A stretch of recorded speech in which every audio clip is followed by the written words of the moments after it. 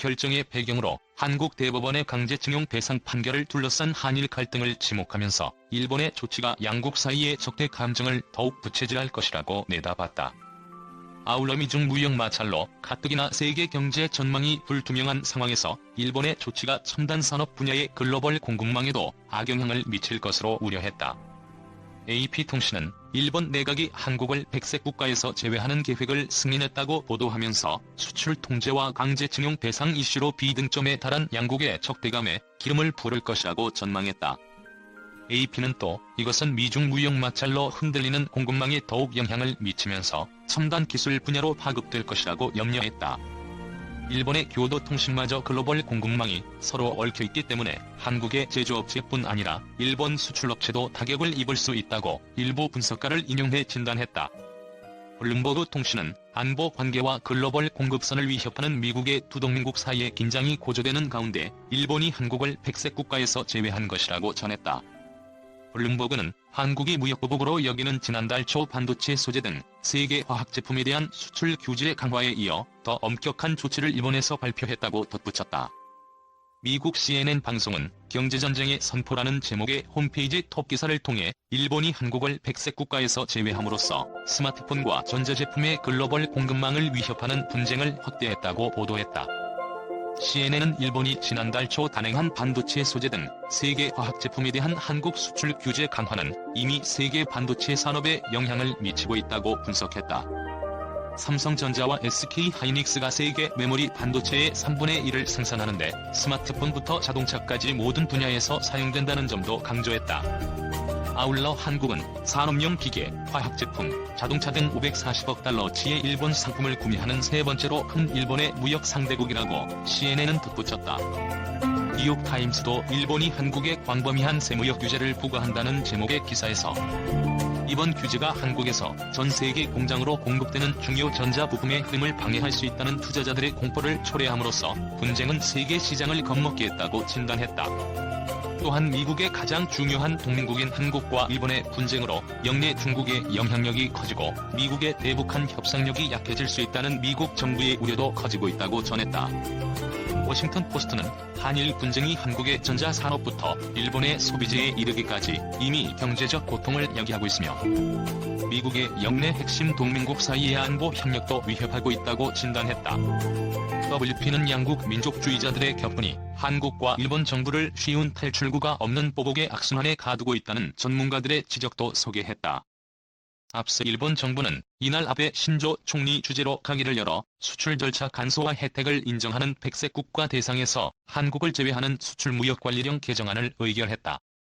이 개정안은 주무부처 수장인 세코 히로시게 경제산업상이 서명하고 아베 총리가 연서한 뒤 공포 절차를 거쳐 그 시점으로부터 21일 후 시행된다.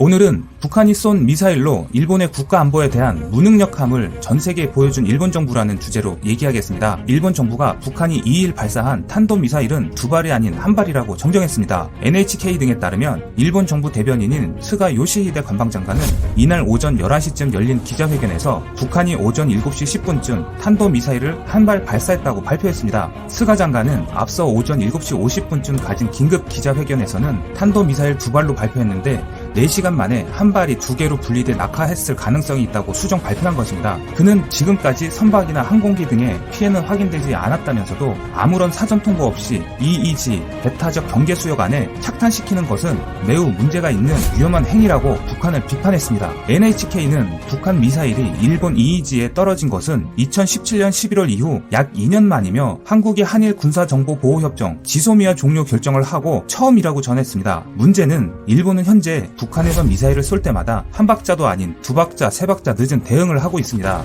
정경두 한국 국방장관은 이날 국회 국방위 국정감사에서 지소미아에 따라 일본 측에 관련 정보 공유를 요청했다고 밝혔습니다. 정 장관은 일본의 요청은 없었고 우리가 정보 공유를 요청했다는 보고를 받았다고 설명했습니다. 우리가 정보를 주지 않으면 일본의 국가 안보는 눈뜬 장님처럼 앞을 못 보는 형국입니다. 이로 인해 이날 일본 정부의 분주한 움직임은 그동안 북한 미사일 발사 때마다 아베 총리 대신 관방장관이나 방위상이 나서며 긴급한 대응을 자제했던 것과는 사뭇 다른 태도입니다. 한일의 지소미아 협정이 진행되었을 때인 지난 7월 25일 아베 총리는 휴가 중일 때 북한이 원산에서 올 들어 세 번째 미사일을 발사한 직후 반응이 지금과 사뭇 다른 행동을 보이고 있습니다. 한일 지소미아 협정이 진행될 때만 해도 북한에서 쏜 미사일에 대해서 한국과의 정보 공유로 아베 총리는 우리나라의 안보상에 영향을 미치는 사태는 아니라는 것을 확인했다며 골프를 계속 즐긴 적도 있습니다. 하지만 현재는 미사일을 어디서 어떤 형태로 쏘아야 하는 것부터 제대로 파악도 못하고 우왕좌왕하는 모습을 보이고 있습니다.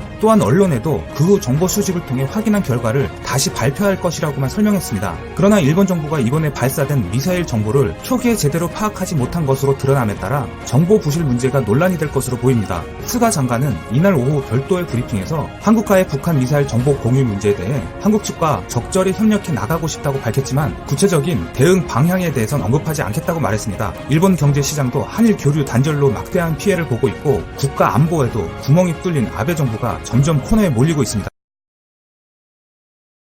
미국과 유럽 싱크탱크 중심으로 일본 수출 규제가 중국만 도와주는 길이라며 미국이 적극 중재 역할에 나서야 될 것이라고 주장하고 있습니다. 미국 전략국제문제연구소 CSIS는 일본이 한국 화이트리스트 제외를 강행할 움직임을 보이는 데 대해 강도 높은 비판을 하였습니다. 특히 트럼프 미국 행정부가 미국 핵심 이익에 미치는 한일 갈등을 해소하기 위해 오는 9월 유엔 총회를 계기로 문재인 대통령과 아베의 정상회담을 강하게 권고해야 한다고 제안했습니다. 한일 무역전쟁은 이제 정치적 전쟁이라며 미국의 고위 지도부의 전면적인 주목을 받을 만한 비상사태라고 강조했습니다. 그러면서 한일 정상의 공동성명 발표는 갈등의 리셋 버튼이 될 수 있으며 양측 모두 정치력을 보일 수 있는 기회가 될 수 있다고 전망했습니다. 특히 청와대가 한일 군사정보보호협정 연장 여부에 폐기까지 고려하고 있다는 뉴스는 번쩍이는 경고음이라고 하였습니다. 난항을 겪어오던 북미 외교에 재시동이 걸리고 있고 중국이 동아시아 내 주도권 확대를 추진하고 있는 상황에서 동맹 간 통일된 전선이 대단히 중요하다고 지적했습니다. 미국이 관계를 바로잡지 않으면 중국이 한국의 파트너로 나설 수 있다고 경고했습니다. 미국 내 대표 보수 성향 싱크탱크인 AEI는 일본, 한국에서 물러서라, 삼성과 하이닉스는 화해가 아니다라는 제목의 칼럼에서 일본의 규제 철회를 촉구했습니다. 일본이 위험하고 파괴적인 보복을 했다는 점을 주장하려는 것이며 글로벌 공급망을 크게 교란하고 5G 이동통신에서 중국의 지배력을 강화할 가능성이 크다라고 비판했습니다. 현재 화웨이의 주 경쟁자 에리슨, 노키아는 화웨이의 엄청난 자원에 필적할 수 있을지 확실하지 않지만 삼성은 향후 강력한 제3 옵션으로 발전할 수 있다며 이 옵션을 위태롭게 하는 미 동맹국들이 어떤 행동도 강력히 반대돼야 한다고 밝혔습니다. 또한 삼성과 SK 하이닉스가 전 세계 시장의 70%를 차지하고 있는 메모리칩 공급망을 파괴한다고 경고했습니다. 영국 이코노미스트 산하 싱크탱크 EIU도 한국은 일본의 중요 수출 대상국인 만큼 일본 소재 생산업체들도 새 고객사를 찾는 데 어려움을 겪을 것이라며 우려했습니다. 또한 미국 반도체 산업협회와 정보기술산업협회 등 전자업계의 6개 단체가 함께 한일 두 나라 통상 책임자에게 서한을 보냈습니다. 일본의 반도체 제조 부품에 대한 일방적 수출 규제가 불러올 변화는 그 공급망은 물론 관련 노동자들에게 피해를 끼칠 것이라고도 했습니다. 반도체 공급망이 파괴되고 세계 경제 피해로 이어지는 걸 막아달라고 촉구했습니다. 서한을 보낸 협회들은 퀄컴과 인텔, 애플과 아마존 등 글로벌 거대 기업들이 망라되어 있습니다. 이와 같이 글로벌 여론 반응은 일본의 경제 보복 조치는 세계 경제의 근간을 해칠 것이라며 강력한 비판을 하고 있습니다. 이상입니다. 감사합니다.